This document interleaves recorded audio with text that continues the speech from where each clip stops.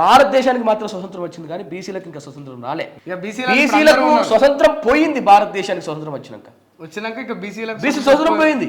బీసీలు అంటే ఇప్పుడు అందరూ కలుసుకొని స్వతంత్రం పోయింది. అందరికి స్వతంత్రం పోయి ఎవరి చేతిలో పడ్డది స్వతంత్రం అంటే మనవాదుల చేతిలో పడ్డది, బాపనోళ్ళ చేతిలో పడ్డది, పెత్తందారుల చేతిలో పడ్డదు, ఫ్యూడలిస్టుల చేతిలో పడ్డది, భూస్వాముల చేతిలో పడ్డది. కాబట్టి దానికోసం మేము గత చాలా సంవత్సరాల నుంచి కూడా పోరాటం చేస్తాం. బీసీలకు ఎస్సీలకు ఎస్టీలకు ఆ పథకాలు ఇచ్చినాం ఈ పథకాలు ఇచ్చినాం మొత్తం వాళ్ళ లైఫ్ మార్చేసినాం అని చెప్పేసి ప్రతి ఏటా రాజకీయ నాయకులు లైఫ్ మారుస్తే సమగ్ర కుటుంబ సర్వే తెలంగాణలో చేసిరండి. ఎస్సీ ఎస్టీ బీసీలకు ఎన్ని ఇండ్లు ఉన్నవి లెక్క కట్టాలి. ఇవాళ నేను గజ్వేల్లో బీఎస్పీ నుంచి లాస్ట్ టైం ఎమ్మెల్యేగా పోటీ చేసిన వ్యక్తిని. గజ్వేల్ పరిస్థితి చూస్తే దొరలకు సంబంధించినటువంటి నాన్ లోకల్ నుంచి వచ్చి అక్కడ స్థిరపడ్డటువంటి దొరలకు సంబంధించి 100 ఎకరాల ఫామ్ హౌస్లు ఉంటాయి చుట్టూ. అక్కడ నిజమైనటువంటి బీసీలకు 1000 గుడిసెలు ఉన్నాయి, ఎస్సీలకు 1000 గుడిసెలు ఉన్నాయి. నేను గుడిసెలను బేస్ చేసుకునే యుద్ధం ప్రకటిస్తే 3000 ఓట్లతో నన్ను ఆదరించారు.